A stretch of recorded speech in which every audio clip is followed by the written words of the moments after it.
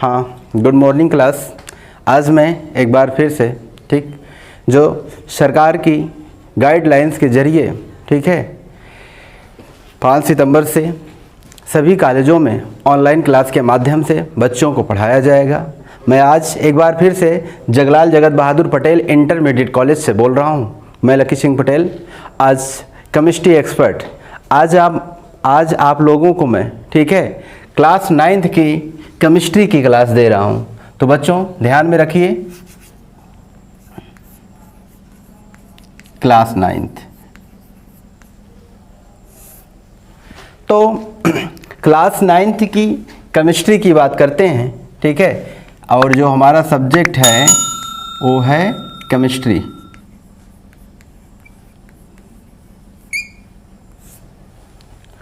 और पहला ही चैप्टर जिसमें हम द्रव्य की अवस्थाएं, द्रव्य क्या होता है, पदार्थ क्या होता है, इसके बारे में जानेंगे। तो बच्चों चलते हैं, पहले चीज़ जाने द्रव्य क्या है।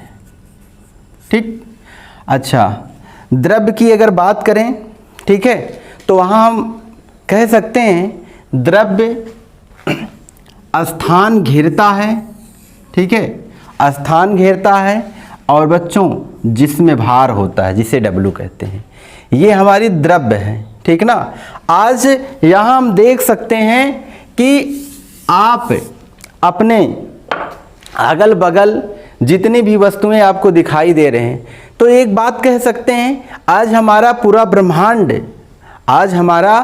ब्रह्मांड द्रव्य से नवनिर्मित है। तो बच्चों द्रव्य क्या है? द्रव्य से हमारी अगर हम आज पढ़ रहे हैं, तो सीट बेंच पे बैठ रहे हैं, वो भी द्रव्य से नवनिर्मित है। हमारे अगल बगल जितनी भी वस्तुएं आपको दिखाई दे रही है, वो बच्चों द्रव्य से नवनिर्मित है। तो फ्रेंड्स आप चलते हैं हम आगे। अब द्रव्य क्या है? द्रव्य की मूल रूप से 3 अवस्थाएं होती हैं। द्रव्य की मूल रूप से 3 अवस्थाएं होती हैं। इन तीनों अवस्थाओं को आप अच्छे से समझ सकते हैं। द्रव्य की मूल रूप से 3 अवस्थाएं होती हैं। तो ये आपका बेस्ट टॉपिक है। मैं एक बार फिर से बताना चाहता हूं कि आप लोग द्रव्य क्या है इसके बारे में जानना है तो आप आप ऑनलाइन हो जाइए बच्चों। क्योंकि आज से ही ऑनलाइन क्लास के माध्यम से आपको बताया जा रहा है। तो यहाँ बच्चों अगर हम देखते हैं, ये आपका हो गया ठोस अवस्था ना, और ये बात करते हैं तो ये द्रव हो गया, और ये अगर बात करें तो ये आपका गैस हो गया।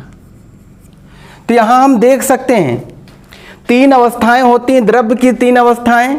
हमने द्रव्य को डिफाइन किया, द्रव्य को बताया, जो स्थान घेरता है, जिसमें भार होता है, ना, वो क्या कहलाती हैं? द्रव्य कहलाती हैं। द्रव्य से हमारा आज पूरा ब्रह्मांड नवनिर्मित है, वो द्रव्य ही है। द्रव्य की मूल रूप से 3 अवस्थाएं होती हैं बच्चों। वो 3 अवस्थाएं कौन होती हैं? वो 3 अवस्थाएं आप देख सकते हैं। एक ठोस होता है, एक द्रव होता है, एक गैस होता है। अब इसमें आपको समझना है, समझना क्या बच्चों है? अब जैसे हमने कहा सॉलिड स्टेट, ठोस अवस्था किसे कहेंगे ना, तो हम कह सकते हैं, आप बड़े ध्यान से हमारी क्लास को सुनिएगा। द्रव्य की वो अवस्थाएं। बहुत से बच्चे कहते हैं जिसका आयतन निश्चित है उसे ठोस अवस्था कहते हैं। तो यहाँ देखिए आप ऐसे नहीं, तो अगर हम ये देखें, ये मूल रूप से आया कहाँ से, निर्मित कहाँ से हुआ है? ये तीनों अवस्थाएं जो आपके निर्मित हुई हैं बच्चों, आप कह सकते हैं ये द्रव्य से नवनिर्मित हैं। तो कहना है ठोस अवस्था किसे कहेंगे? तो द्रव्य की बच्चों वो अवस्थाएं, द्रव्य की वे अवस्थाएं जिनका आयतन और आकृति, द्रव्य की वे अवस्थाएं जिनका आयतन और आकृति दोनों क्या हो? निश्चित हो। द्रव्य की वे अवस्थाएं जिनका आयतन और आकृति दोनों क्या हो? निश्चित हो। उन्हें हम क्या कहते हैं? ठोस अवस्था कहेंगे। बात समझ में आ गई ना? अगर ठोस अवस्था की बात करेंगे, आप ईंट, पत्थर, लकड़ी, ऐसे तमाम चीजें एग्जाम्पल के तौर पे दे सकते हैं, ठीक ना। आगे चलते हैं बच्चों। अब लिक्विड की बात आई, द्रव की बात आई। द्रव अवस्था किसे कहेंगे? अगर द्रव अवस्था की बात करेंगे, ठीक है, द्रव्य की वे अवस्थाएं, ठीक है, जिनका आयतन निश्चित हो और आकृति अनिश्चित हो। मतलब इसमें आयतन जो होगा वो निश्चित रहेगी, मगर आकृति क्या है? अनिश्चित है। द्रव्य की वे अवस्थाएं जिनका आयतन निश्चित हो बच्चों और आकृति अनिश्चित हो, उन अवस्थाओं को हम द्रव अवस्था कहते हैं। बस समझ में आई ना। अब द्रव में क्या कह सकते हैं, ठीक है, मान के चलो एक छोटे सा गिलास ले लीजिए। अगर गिलास की एक धारिता होती है ना, हाँ, कि गिलास में 5 ml 10 ml जितना पानी है उसका आयतन तो निश्चित है, आकृति निश्चित नहीं है। अगर उस गिलास से पानी क्या करते हैं? पृथ्वी पे गिरा देते हैं। जैसे ये पृथ्वी है, अगर पृथ्वी पे गिरा देंगे बच्चों, पानी जल कहाँ है वो, ये हमको नहीं पता है कितनी दूरी तय कर लेगा। तो आकृति है ना, ये आकृति बच्चों क्या हो जाएगी? अनिश्चित हो जाएगी, ठीक है। अब आगे चलते हैं। अब बात अगर आ जाती है गैस की। अगर गैस की बच्चों बात करते हैं तो हम कह सकते हैं द्रव्य की वे अवस्थाएं, द्रव्य की वे अवस्थाएं जिनका आयतन और आकृति दोनों क्या हो? अनिश्चित हो। हम कह सकते हैं द्रव्य की वे अवस्थाएं जिनका आयतन और आकृति दोनों क्या हो? अनिश्चित हो। वो क्या है? वो आपकी गैस अवस्था कहलाएंगी। अगर बच्चों हम गैस अवस्था की बात करते हैं, ठीक है, तो गैस को तो ना हम देख सकते हैं, ठीक है, उसको हम देख सकते हैं? नहीं देख सकते। अगर कहीं से गैस निकल रही है तो उसको महसूस कर सकते हैं, जैसे हवा। अगर हवा चल रही है तो क्या हवा को हम देख सकते हैं? नहीं देख सकते हैं। हवा को तब देख सकते हैं अगर किसी वृक्ष में, किसी वृक्ष के पत्ते में अगर हवा चल रही है तो पत्ता हिल रहा है ना। अगर किसी वृक्ष के, अगर हम पत्ते में अगर देखिए, जैसे वृक्ष का पत्ता हो गया, ठीक है, अगर ये पत्ता कंपन कर रहा है, हिल रहा है ना, अगर बच्चों ये हिल रहा है तब हम जान सकते हैं कि भाई ऑक्सीजन चल रही है ना, ऑक्सीजन, हवा बह रही तभी पत्ता हिल रहा है। तो वृक्ष से हम जान सके कि हाँ हवा चल रही है और हमें महसूस होगा ना, हवा चलेगा महसूस होगा। और उसी प्रकार से गैस होती है। गैस का इसका परफ्यूम, एक सुगंध होता है, ठीक है, इसकी एक गंध होती है। अगर उस गंध किसी भी प्रकार की गंध निकल रही है तो हम समझ सकते हैं ये कौन सी गैस है।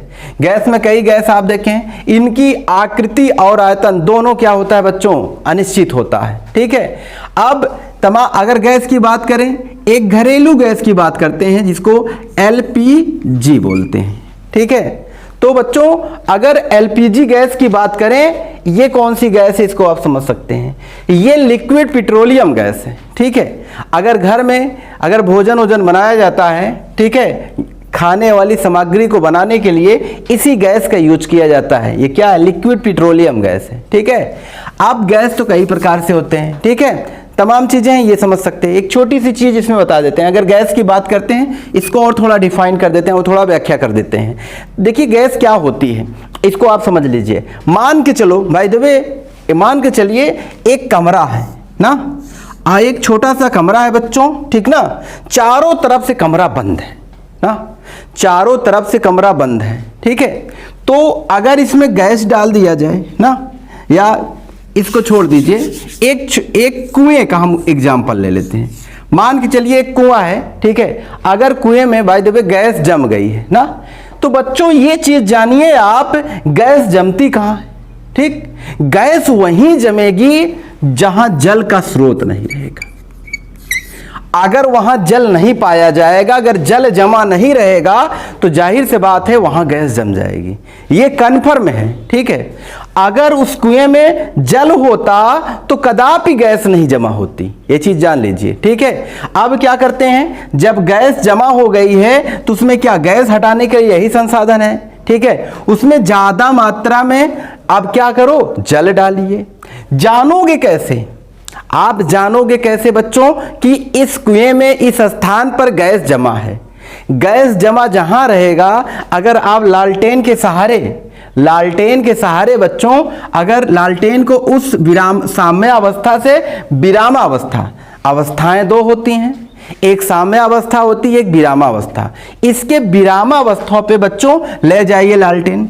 अगर उस कुएं में गैस है, अगर उस कुएं में गैस है तो वहां विरामावस्था में जाने के बाद जहां लालटेन का लास्ट में जमीन उसके पृथ्वी तक जाने पर लालटेन बच्चों अगर गैस है वहां अगर गैस है तो लालटेन क्या हो जाएगी, बुझ जाएगी। बुझ मतलब लालटेन क्या हो जाएगी, बंद हो जाएगी। जब बंद हो जाएगी तो आप पूर्ण अनुमान लगा लीजिए कि उस कुएं में गैस है। ठीक, अब यही प्रक्रिया क्या करो, उसमें ज्यादा मात्रा में जल का छिड़काव करो, जल डालो ना, पानी डालो, कई मात्रा में डाल दी, बाल्टी के जरिए, किसी के जरिए, एक यंत्र के जरिए वहां पानी डालिए। ज्यादा मात्रा में पानी डालने के बाद कुछ मिनट बाद बच्चों आपको करना क्या है, हाँ, कुछ मिनट बाद अगर वहां पानी डाल दिए, कुछ मिनट बाद यही प्रक्रिया दोबारा करेंगे। जब बच्चों यही प्रक्रिया आप दोबारा करोगे, ठीक है, अगर लालटेन जलना चालू कर दिया, अगर बुझा ना, तो आप जान जाइए कि गैस वहां खत्म हो गया। तो आप देख सकते हैं, ठीक है, हमने आपको गैस की क्या उपयोगिता है उसे अच्छे से बता दिया। ठीक है, अब थोड़ा आगे चलते हैं, ठीक ना। अब ये टॉपिक आपका खत्म हुआ। अब अगर हम दूसरे टॉपिक की बात करते हैं क्लास 9th में, तो एक आता है पदार्थ। अब यहां हम पदार्थ को देख सकते हैं, ठीक है, जिसे इंग्लिश में बच्चों मटेरियल के नाम से जाना जाता है ना। पदार्थ को इंग्लिश में क्या कहते हैं, मटेरियल से कहते हैं। देखिए, अगर कोई भी चीज पदार्थ में, तो आपको पदार्थ को बताने की जरूरत ही नहीं। ठीक, आप कोई भी सामान या कोई भी चीज पकवान बनाते हैं, उसमें पदार्थों की जरूरत पड़ती है ना, मटेरियल की जरूरत पड़ती है। जैसे आपको दाल बनाना, जैसे आपको कुछ चीज बनाना है, कोई भी पकवान बनाना है, ठीक ना। एक छोटी सी मिसाल है ना, आपको मान चलो एक खीर बनाना है, ठीक ना। क्या खीर ऐसे बन जाएगी? उसमें भी पदार्थों का यूज होता है ना, चीनी चाहिए, मुनक्का, ऐसे तमाम प्रकार की चीजें चाहिए ना, ठीक है।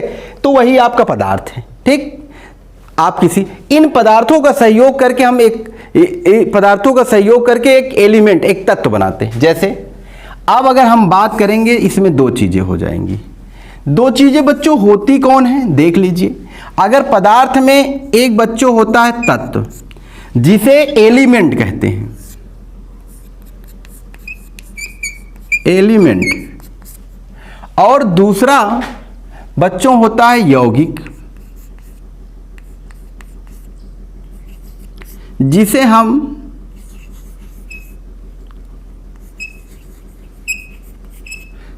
कंपाउंड बोलते हैं।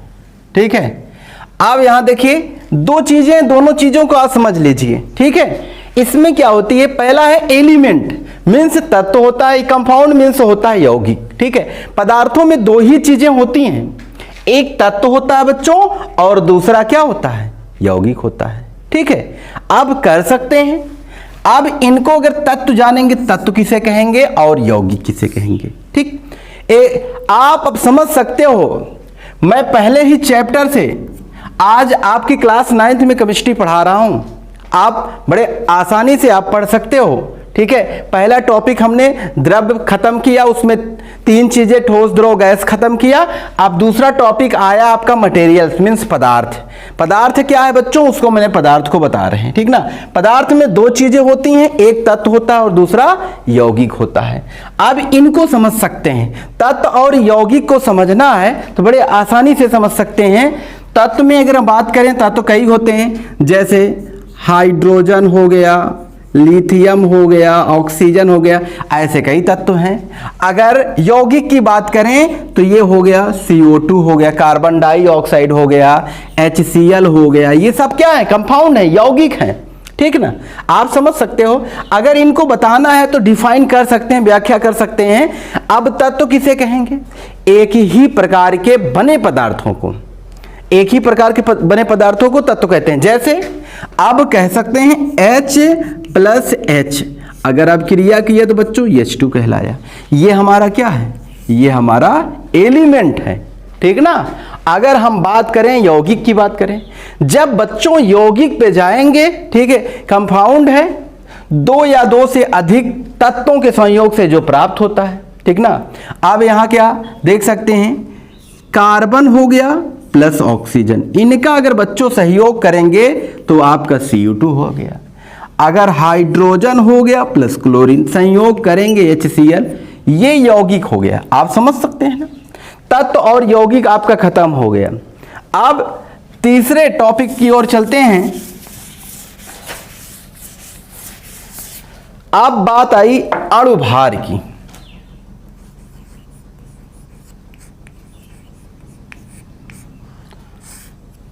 अणुभार को निकाला कैसे जाता है ये चीज समझ सकते हैं। ठीक, एक छोटी सी कहानी, उसको आप समझिएगा। कहीं कहीं आपने देखा होगा कि आपने सर ने लिखा है 1H 1H2 1H3। इसका मतलब ये बच्चों एक प्रकार का समस्थानिक है। ठीक ना, समस्थानिक आपको पढ़ाया गया होगा। इसमें 1H1 1H2 1H3 मैं आपको क्यों बताना चाहता हूं, मैं सिर्फ दो चीजों के लिए बताना चाहता हूं। अणुभार अगर आप निकालेंगे, ठीक है, तो आप बड़े अच्छे से समझ सकते हैं। अगर अणुभार निकालेंगे, इनमें दो चीजें आपको पता होना चाहिए। एक तो एटॉमिक नंबर, एक मोलर मास मीन्स द्रव्यमान संख्या। ये दो चीजों को होना बहुत जरूरी है। अगर किसी तत्व, कोई भी तत्व हो, उसका एटॉमिक नंबर मीन्स परमाणु क्रमांक कभी नहीं बदलता है। अगर हाइड्रोजन का परमाणु क्रमांक 1 है तो 1 ही रहेगा। ठीक ना। अब भाई द्रव्यमान संख्या, किसी भी तत्व का परमाणु क्रमांक एक समान होता है। अगर सोडियम 11 है तो 11 होगा। मगर बच्चों एक चीज ध्यान में रखिएगा, द्रव्यमान संख्याएं किसी भी तत्व की भिन्न भिन्न होती हैं।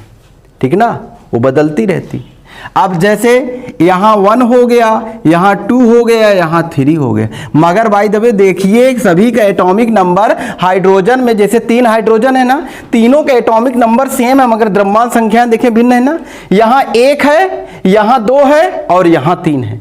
तो आप सीधे समझ सकते हो ना, किसी भी तत्व का परमाणु क्रमांक आपको पता होना चाहिए। और परमाणु क्रमांक याद हो सकती है, मगर द्रव्यमान संख्या आपको याद नहीं हो सकती है। ठीक है, इसमें हम देख सकते हैं। तो आप सिस्टम है उसको आप समझिए, क्योंकि ये पढ़ाने के बाद आपको कुछ एक्सरसाइज दूंगा, ठीक है, आपको लगाने के लिए। ठीक है, तो यहां हम देखते हैं। तो अणुभार निकालने के लिए सर्वप्रथम आपका सबसे इंपॉर्टेंट क्या है? सबसे इंपॉर्टेंट आपका द्रव्यमान संख्या है। ठीक है, अगर द्रव्यमान संख्या है तो द्रव्यमान संख्या पता करें।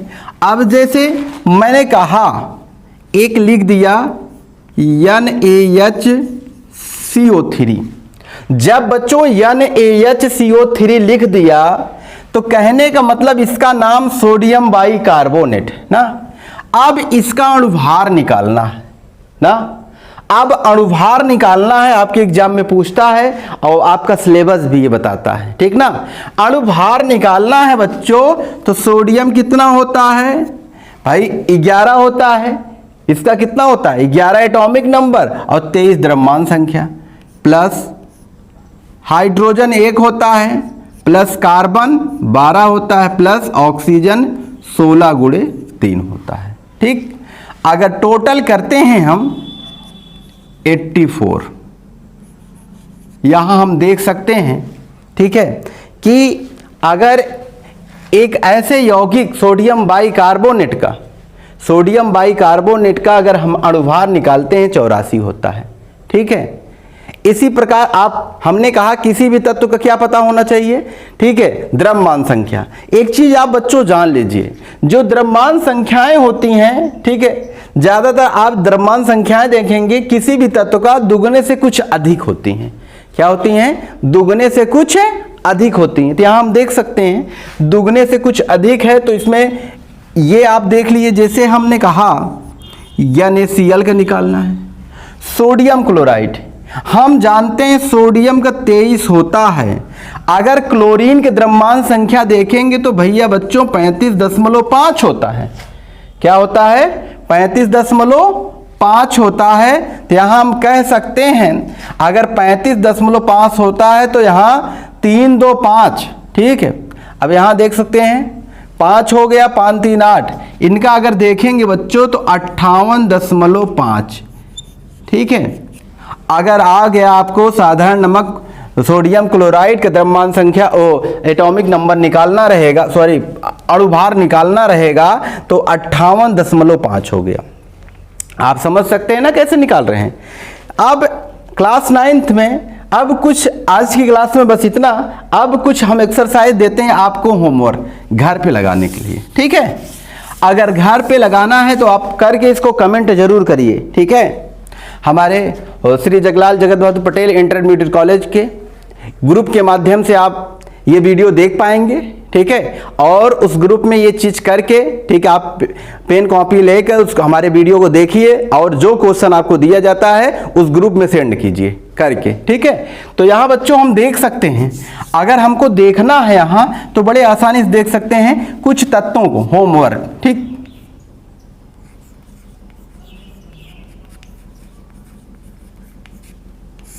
ठीक, अगर होमवर्क की बात किया जाए, ठीक है, तो पहला क्वेश्चन Na2CO3 का अणुभार ज्ञात कीजिए, ठीक। आप दूसरा क्वेश्चन HCl का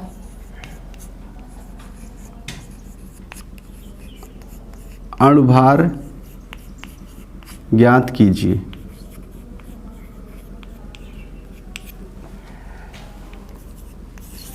अगर हम तीसरे की बात करते हैं, ठीक है, अगर तीसरा की बात करते हैं तो हम एक दे देते हैं CaOCl2, इसका भी अणुभार ज्ञात कीजिए।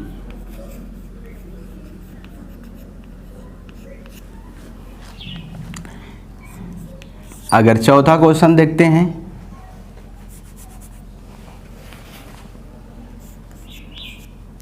K2SO4 का अणुभार ज्ञात कीजिए, ठीक है।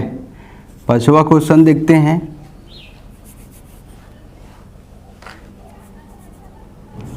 Ca कोष्टक में OH का होल ट्वाइस का अणुभार। तो बच्चों मैं आपको बता सकता हूं कि ऐसे मैं 5 क्वेश्चन दिया हूं होमवर्क, ठीक। ये जगलाल जगत बहादुर पटेल इंटरमीडिएट कॉलेज की तरफ से, ठीक है, ऑनलाइन कक्षाएं, ठीक है, सुचारू रूप से आज से स्टार्ट कर दी गई है, ठीक ना बच्चों। तो आप जुड़ जाइए, ठीक है। ऑनलाइन क्लास आपको दी जा रही है, तो इसमें आप समझ सकते हो। हमने अभी अभी आपको बताया पहला चैप्टर कक्षा 9 का, ठीक है। अब ये सारी चीजें मैं आपको होमवर्क दिया हूं, अणुभार कैसे निकाला जाता है वो चीजें मैंने आपको बताया, ठीक है। ये अणुभार निकाल के आप जो कॉलेज का व्हाट्सएप ग्रुप या जो भी ग्रुप बना है उस ग्रुप के जरिए, ठीक है, आप कॉलेज के जरिए, ठीक है, उस पर व्हाट्सएप करिए, बताइए हाँ सर इसका अणुभार ये है, तो हम चेक करके आपको सही उत्तर बताएंगे, ठीक ना। चलिए ठीक है, बहुत बहुत धन्यवाद, थैंक यू।